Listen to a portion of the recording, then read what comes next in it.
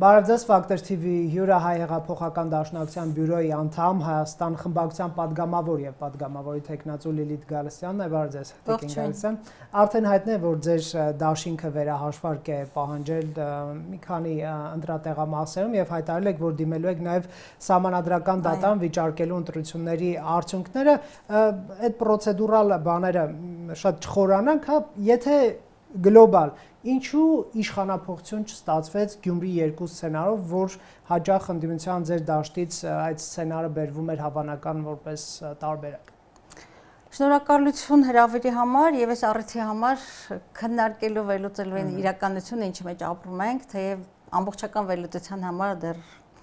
շատ կոմպոնենտներ կան, որոնց հարցերի պատասխանները դեռ ընթացքում պիտի տրվեն։ Գիտեք, որպեսզի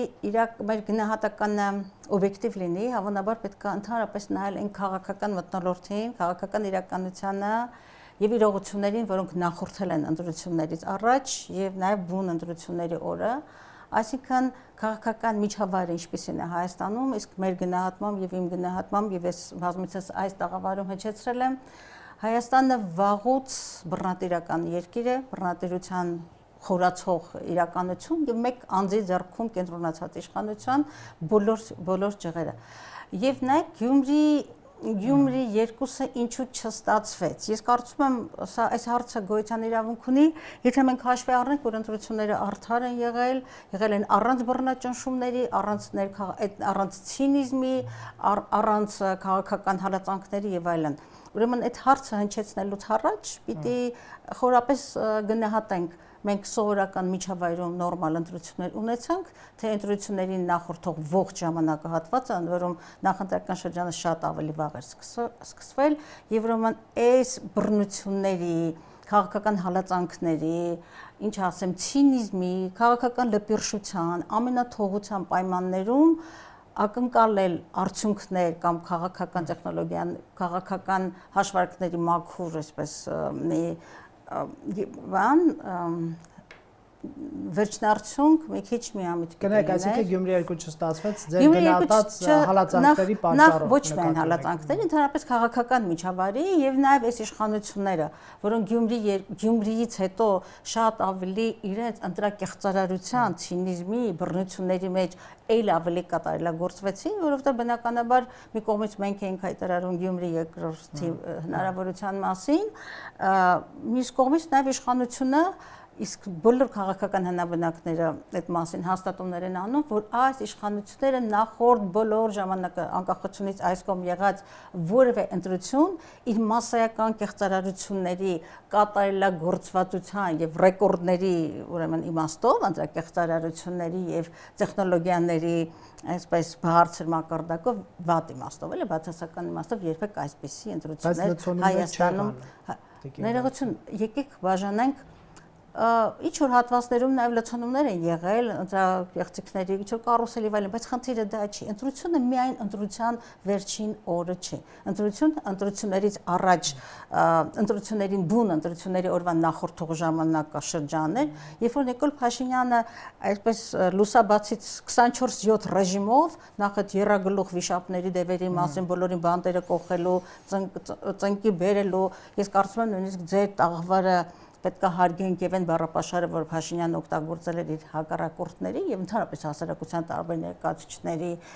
ուրեմն նկատմամբ, այդ բառապաշարը նաեւ այդ վարքը եւ ամբողջ իրավապահ համակարգը վերածվել է Նիկոլ Փաշինյանի այսպես պատժիչ գործիքի, ուղղակի պատժիչ գործիքի, այտենց միգուցե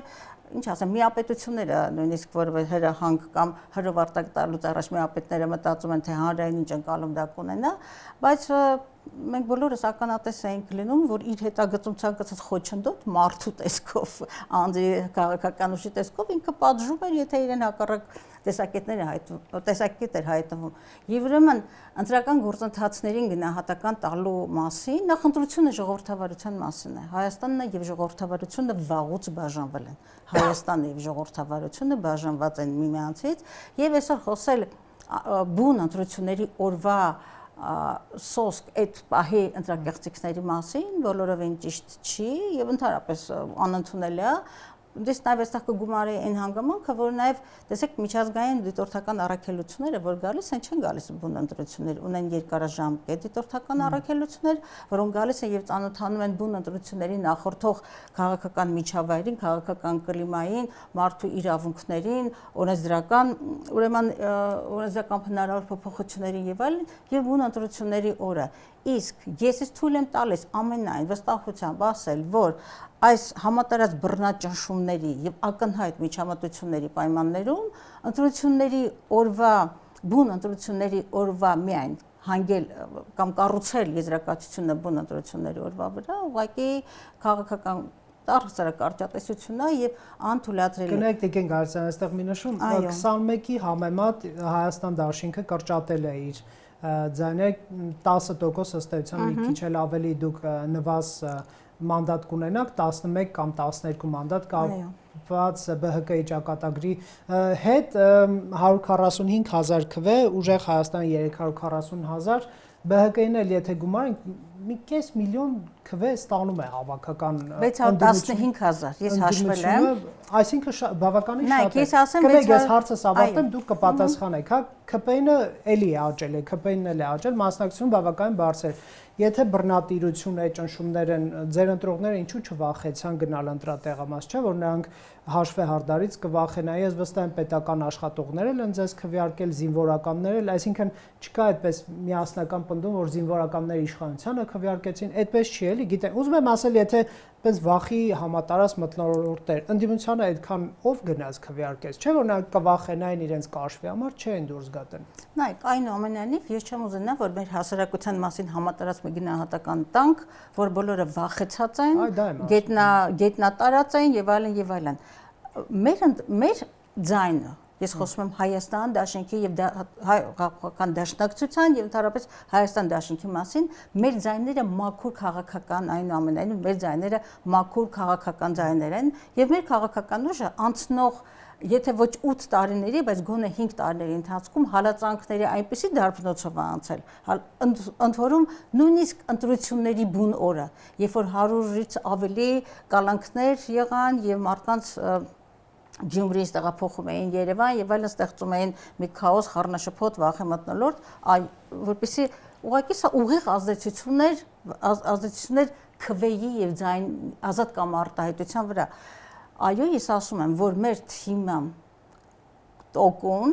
կամային քաղաքական մաքուր ձայնը, որը գիտի թե որ գաղափարախոսության, ինչ քաղաքական ծրագրի եւ ինչպիսի Հայաստանի համար է գնում քվեարկության, բայց ես վստահ եմ, որ մեր քվեարկողների նույն կերպ Գագիկ Ծառուկյանի, բայց եթե բռնության մթնոլորտը կվախենային, եկեք մտածենք այս թվերի մասին խոսենք, որ ընդհանրապես Հայաստանում ընտրողների թիվը 2,500,000-ի 2,500,000-ի շրջանակում է, այո, եթե 21-ին մասնակցել էր 49%, 21 թվականին մոտ 49% ընտրողների 1,28 միլիոնը, ուրեմն այս անգամ 51.5%-ն է մասնակցել 1,46 միլիոնը։ 58, եթե չեմ սխալվում, թե 57 մոտավորապես բարձր էր բավականին։ 51.5% ընտրողների։ Ընտրողների, այո։ Հիմա, բայց ես ուզում եմ նաև ձեզ մի թիվ էլ այստեղ հստակեցնենք, որ երբ որ հաշվում ենք միացյալ ձայները, նկատի ունեմ ընդդիմադիր միացյալ ձայները, մոտարապես 615,000 ձայն ենք ունենում, եւ այստեղ այդ մոտարապես 60,000 ձայները, բացի Հայաստան դաշինքից, ուժեղ Հայաստանից եւ ԲՀԿ-ից, այնտեղ կային իրական ընդդիմադիր քաղաքական ուժեր, որոնց ձայները գումարում ես մոտավորապես մի 60,000 ձայներ այդտեղ, այսինքն 615,000 միացյալ, կարող ենք ասել ընդդիմադիր ձայն, բայց երբ որ սա պրոյեկտում ես ընտրողների 2 միլիոն եւ ավելի վրա, այնտեղ դու տեսնում ես, որ այնուամենայնիվ Երկրորդը 1/5-ն է կազմում։ Այո, այնուամենայնիվ ես նորից կրկնվեմ, ասելով, որ մեր քաղաքական բովանդակություն, քաղաքական կամք ունեցող ձայնը, մեր քվեն, այսպես ասեմ, եկել է հիմնականում կարծում եմ եկել են, մեր ձայների մի մասը իհարկե գնացել է ուժեղ Հայաստանին է գնացել, բայց նաև հասարակության այս բևեռացումը, հանրային բևեռացումը եւ վախի մթնոլորտը իր ազդեցությունը թողել է, որտեղ ընդամենը այսքան կոչերի, քաղաքական գովազդի, հանրությանը արթնացման, այս գործընթացի միջավայրում նույնիսկ մասնակիցների թիվը ասենք թե 52%-ի նկատի ունեք նաև ոչ միայն ուժեղ Հայաստանն է գնացել, այլև ձեր գնահատման վախի մթնոլորտը նվազեցրել ձեր ձայները, որ ավելի քիչ են քվեարկել, քան ես չեմ ուզենա 1-2 կոմպոնենտով ես չեմ ուզենա բավարարվել, այնուամենայնիվ մեր հասարակության մեջ կա հուսահատվածների եւ հոռետեսների մի մեծ զանգված, որ ապատիկ մի զանգված, որը այսպես էլ ընտրության չմասնակցեց հակառակ մեր բոլոր հորդորներին, այդ զանգվածը միշտ կա եւ ընդհանրապես տեսնում եք ընդհանրապես 2%-ով ավելացավ 21 թվականի համեմատությամբ, ընդհանրապես 2%-ով ավելացավ եւ այստեղ ոչ միայն ատելության խոսքը, քաղաքական հալածանքները ոնց կարող է այս ընտրությունների մասին արդյոք ես կարող եմ խոսել ժողովրդավարական, այսպես ասած, քողիտակ ընտրություններ, երբ որ ընդդիմության այսպես ընդդիմության ֆավորիտների 3 առաջնորդների ոչ միայն քրեական գործերի մեջ այսպես թաղել է այս ռեժիմը նրանց, այլև ամեն օր, ինչպես ասացի, խոստումներ էր տալիս չոքացնելու, բանտերում կոխելու, ճաղավանդակներ եւ այլն, բնականաբար այս մթնոլորտը հանրային տրամադրությունների վրա պիտի ազդեր։ Տիկին Գալստյան, դուք դիմելու եք Սահմանադրական դատան, հավանաբար վերջնական արդյունքների հրապարակումից հետո, ինչ եք ակնկալում Սահմանադրական դատարանից։ Ես մի քանի այսպես վարկած լսեցի, թվարկեմ, դուք ասեք որն է։ Մեկը այն է, որ այսպես թե այնպես գիտեք, որ այդ Սահմանադրական դատարանը չի չեղարկելու ընտրությունների արդյունքները եւ ձեր հայցը չի բավարարել ուղղակի այսպես վճռականություն եք ուզում ցույց տալ ձեր ընտրողներին, որ պայքարում ենք մինչև վերջ կամ մեկն էլ ասում է երեսը փրկելու ինչ որ ակցիա է, թե իմաստը որն է ՍԴ դիմելու, այ ձեր անձնական մոտեցումը որն է։ Գիտեք, ես բացարձակապես դուք հավատում եք, որ ՍԴ-ում ինչ որ բան է։ Նայեք, ձեր 3 հաստատումներն էլ ուղղակի մերժում են, որոնք միգուցե ուրիշը խոսքերն են մեջբերում արեցին։ Այո, դրանք մեջբերումներ էին դեմքը փրկելու, չգիտեմ, այնտեղ վճռականություն ցույց տալու, այլ քաղաքականությունը ծեծված ճշմարտություն ասեմ, ոչ միայն հնարավորի արվեստն է, բայց քաղաքական որևէ ուժ, պատասխանատու քաղաքական ուժ եւ իր թիկունքում այս պահին գոնե ընտրողների, այս ֆորմալ եմ ասում, ընտրողների 10% ձայները, քվեները ունեցող քաղաքական ուժ, պարտավոր է քաղաքական ողջ քաղաքական գործիքակազմը կիրառել, գործադրել, ի վերջո Սահմանադրական դատարանը, այո, մենք գիտենք, թե ինչ մեթոդներով է ձևավորվել այս երկրում, քիչ առաջ խոսում էի բռնատիրության մասին, խոսում է ժողովրդավարական ինստիտուտների, եթե ոչ ուղղակի մեռնելու մասին, այլ տոտալ հիվանդության մասին, բայց այնուամենայնիվ մենք են պատասխանատու քաղաքական ուժն ենք, որը քաղաքական մշակույթ է հաստատում Հայաստանում եւ ուզում է, որ ինստիտուցիոնալ իմաստով այս երկիրը կայանա, իշխանությունները հավերժ չեն, Սահմանադրական դատարանի ցանկացած որոշում եւ վճիռ այնուամենայնիվ ունենում է հաստատումներ, որոնք մենք փորձում ենք, այսպես ասել, այս պահին աշխատում ենք մեր հայցի վրա, հայց հնարավորինս ուժեղ լինելու, ես դեռ չգիտեմ մյուս քաղաքական ուժերի հայցերը զուգահեռ ինչ ձևակերպումներ կունենան, այսինքն մասնակի չեղարկելու,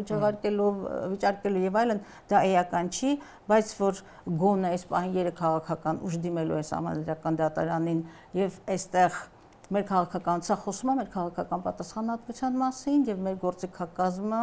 հնարավորինս արդյունավետ դարձնելու մասին, իսկ ինչ է պահանջելու Տիկին Գալստյան ՍԴ-ից։ Գիտեք, հիմա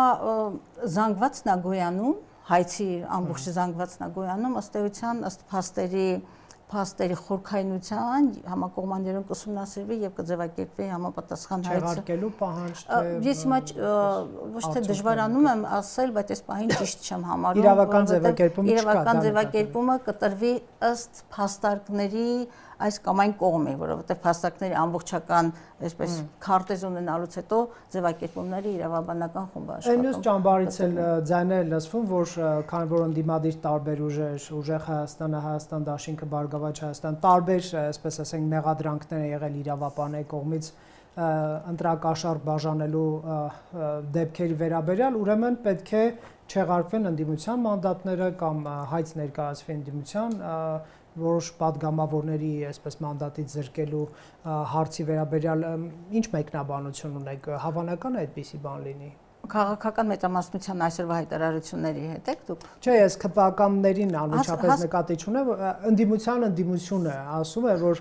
քան որ ընտրակեղծիքների այսպես տեխնոլոգիայի կիրառվել, իրենց իրավունքները այդպիսի հայցել չեմ ուզում մեկնաբանել,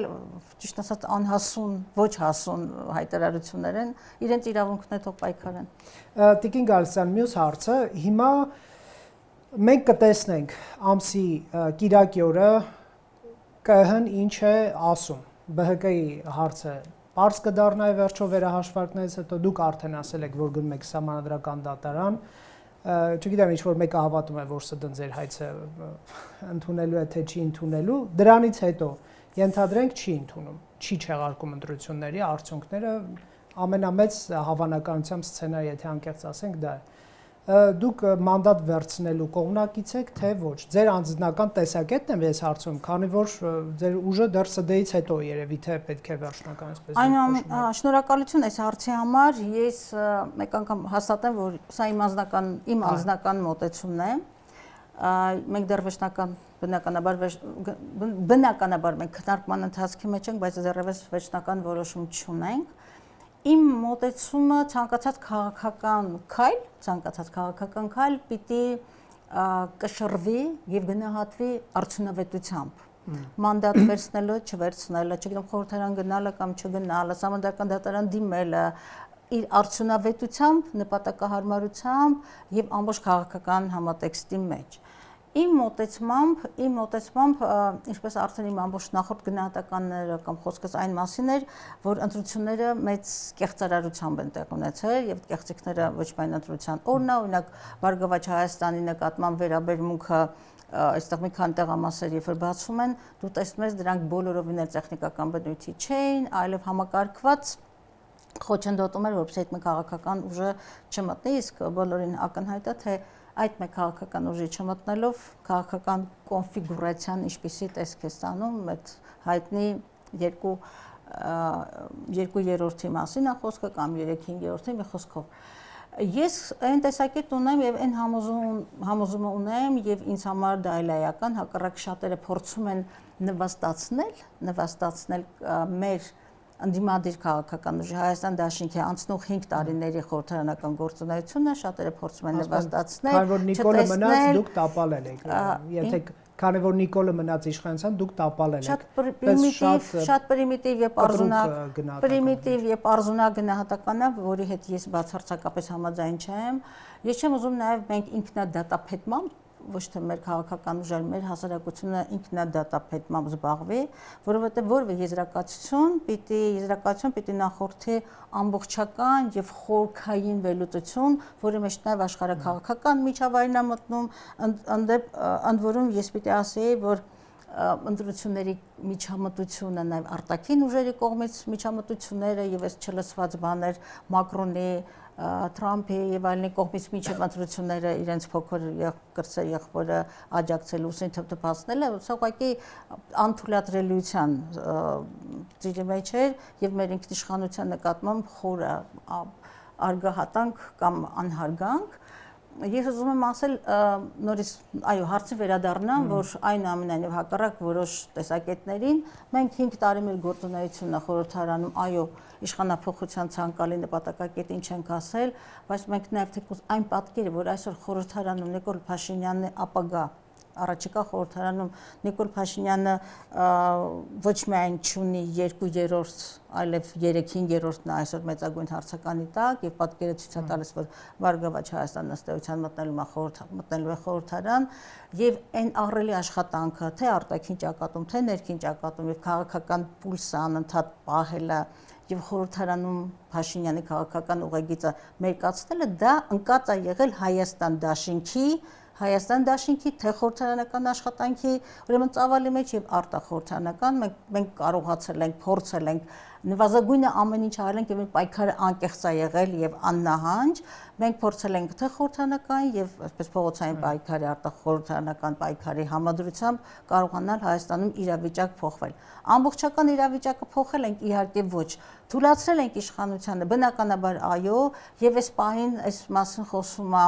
այս մասնակից ընտրողների գրեթե կեսը ընդդիմադիր ձայներ են։ Եվ սա խոսում է իշխանության, այսպես ասեմ, լրջագույն ոչ միայն իմիջային կորստի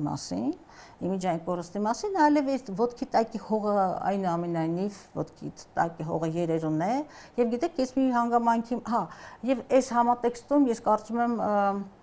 խոսքը ստանում եմ այնտեղ, որ խորհրդարանում հենակետ ունենալը միայն ուժեղացնելու է մեր, եթե գնալու ենք խորհրդարան եւ շարունակելու ենք մեր պայքարը, իսկ մեր պայքարը չի դադարելու, մանդատներ վերցնելով, եթե վերցնենք, կամ մի խոսքով մեր պայքարի բոլոր քաղաքական պայքարի հնարավոր բոլոր ձևերը ընդունել են մեզ համար եւ